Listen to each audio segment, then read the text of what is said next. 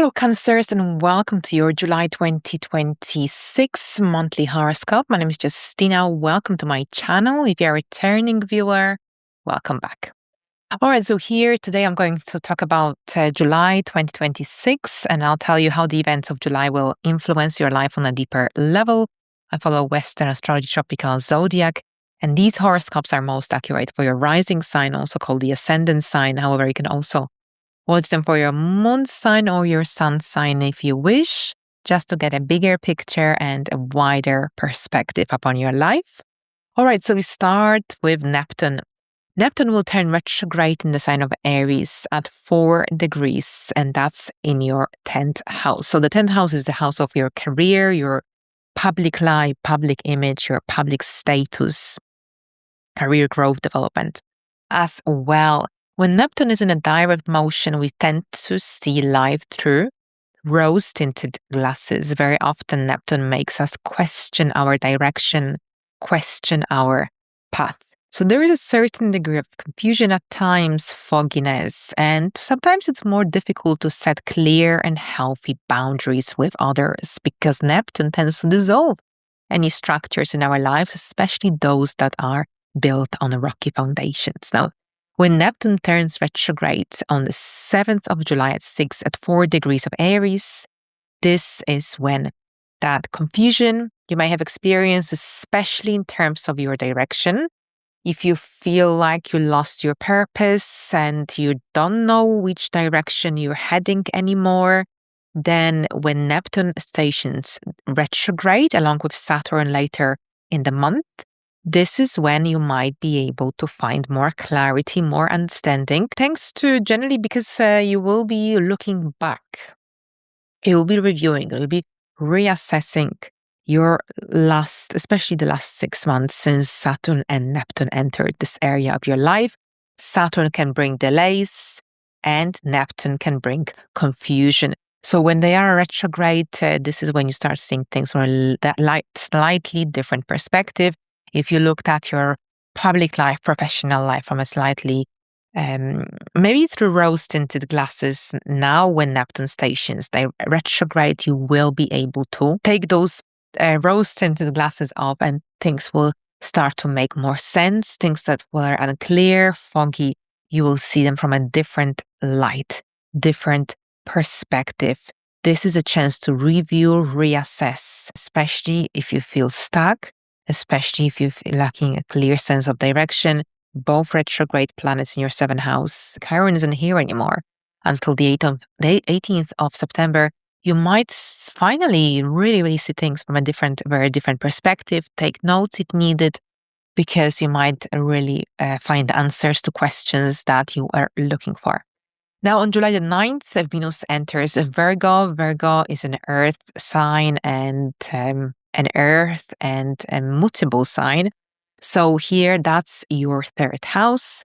And the 3rd house is the house of communication, immediate environment, short distance travel, your siblings, your involvement within your community. And here, Venus rules over your area of the 4th house, your home life, and your 11th house as well. So here with Venus in your 3rd house, this is a lovely transit for engaging in any intellectual projects, activities, whether that's also writing about poetry, perhaps engaging in some creative projects, traveling to some beautiful local destinations, or catching up with some females from your or feminine energy from your immediate environment. This is all great. Now, here, generally, Venus also influences your voice, how you speak, how you get your message across.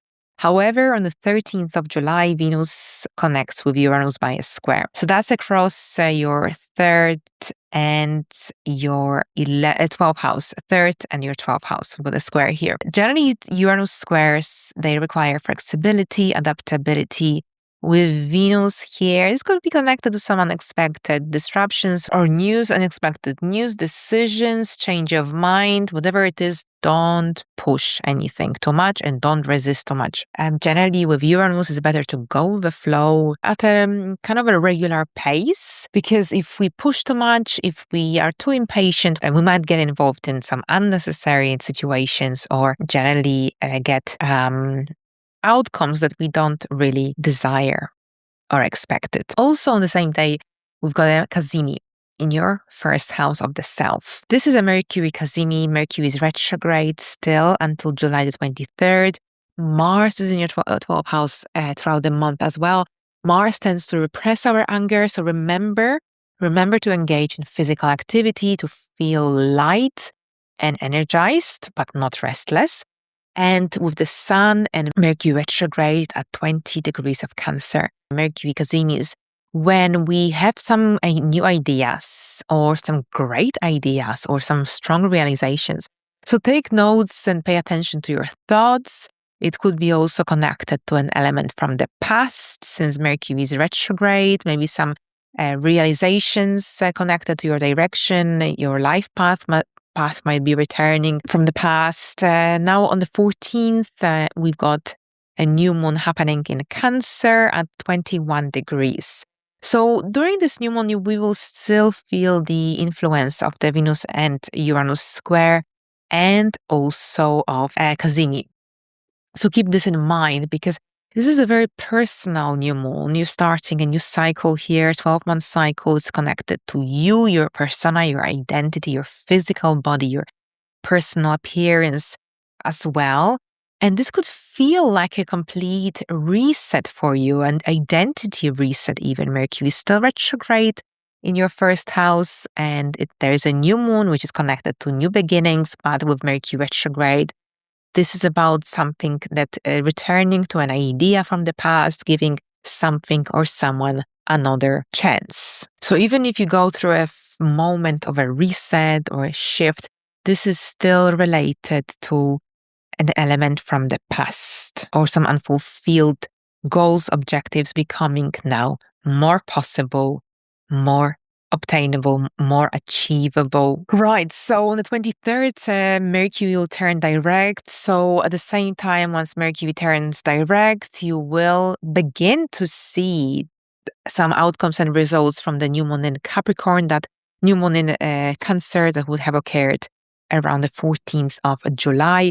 So the momentum perhaps that you're looking for is going to be taking place as of the 23rd and onwards. Of course, Saturn and Neptune and Pluto are retrograde, but Mercury, the planet of our mindset, thinking processes, communication, is going to turn direct at 16 degrees of Cancer. So from this moment in time, you gain more clarity. It's easier to make decisions. It's easier to see things as they are, or your future path overall. And on July the 26th, another important event of the month, and this is Saturn turning retrograde in Aries at 14 degrees. So a really important shift of energy here.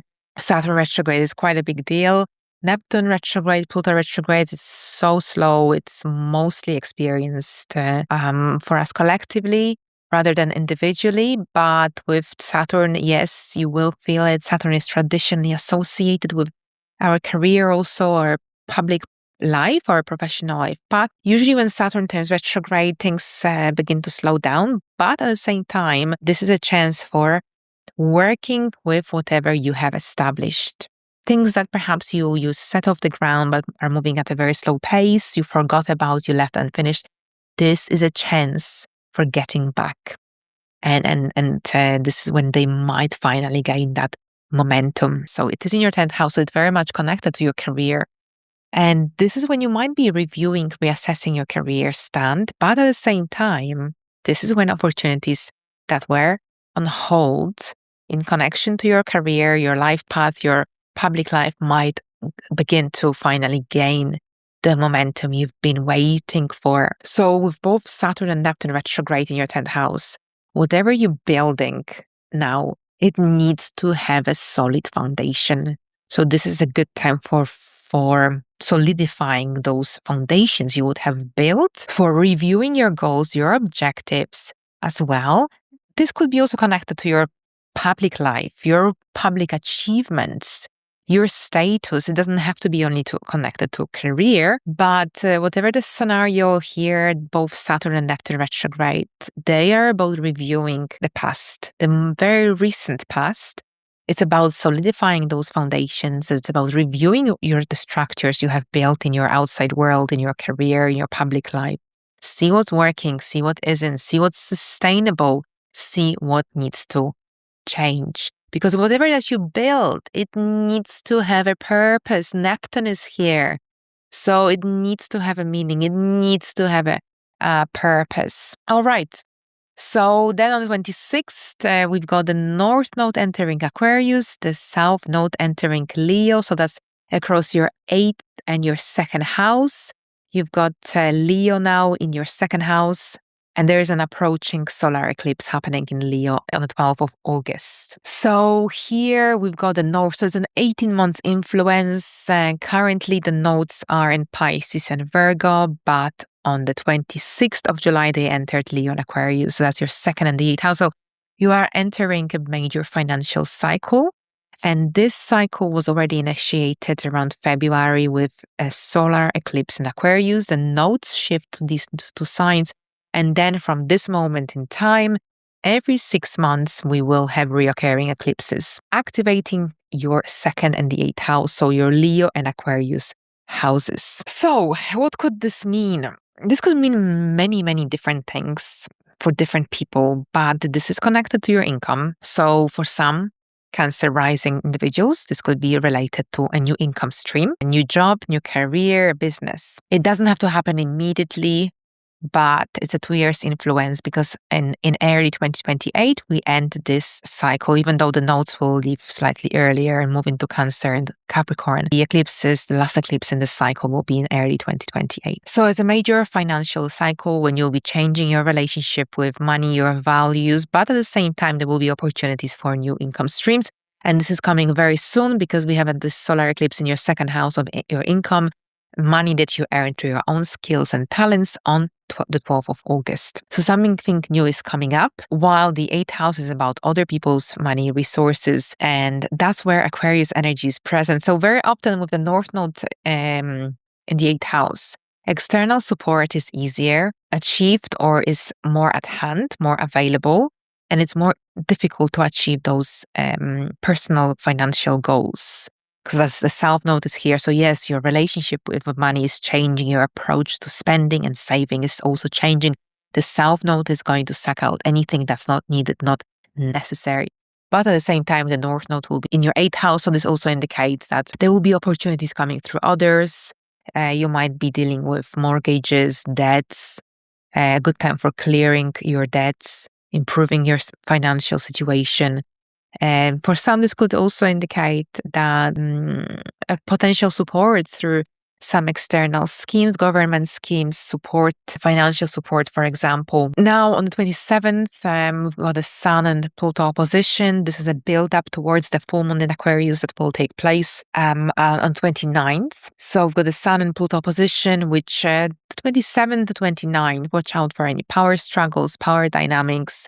The energies will be intense, and they also influence your area of money. So money matters, any debts, mortgage situations, they are highlighted here. And there could be some tension, especially also watch out for any control issues with another person, power dynamics, who holds the power with a certain connection, partnership, relationship, whatever the scenario. The full moon is going to bring to light any issues connected to control, power dynamics, or some financial dependencies, financial entanglement. So this is a time, a full moon, for resolving any issues in this regard. But at the same time, we also have the Sun and Jupiter conjunction happening at 6 degrees of Leo. And this conjunction will be very much in place during the full moon in Aquarius, because the Sun and Jupiter conjunction at 6 degrees of Leo occurs on the 29th of July, on the same day as the full moon occurs. So even though we've got this power dynamic in your financial houses, especially here in connection to another person or some institutions, a situation that needs resolution. Here, the Sun and Jupiter conjoin at 6 degrees in your second house of Leo. And this sort of energy brings a lot of need for financial independence, self-reliance, self-sufficiency. So this is the time to act intentionally with determination rather than impulsively. Any impulsive decisions, rash decisions, impulsive reactions, they could result in unnecessary stress. So we'll look at it deeper, closer to the date. In the meantime, have a productive month, Cancers. Thank you so much. And until the next time, bye for now.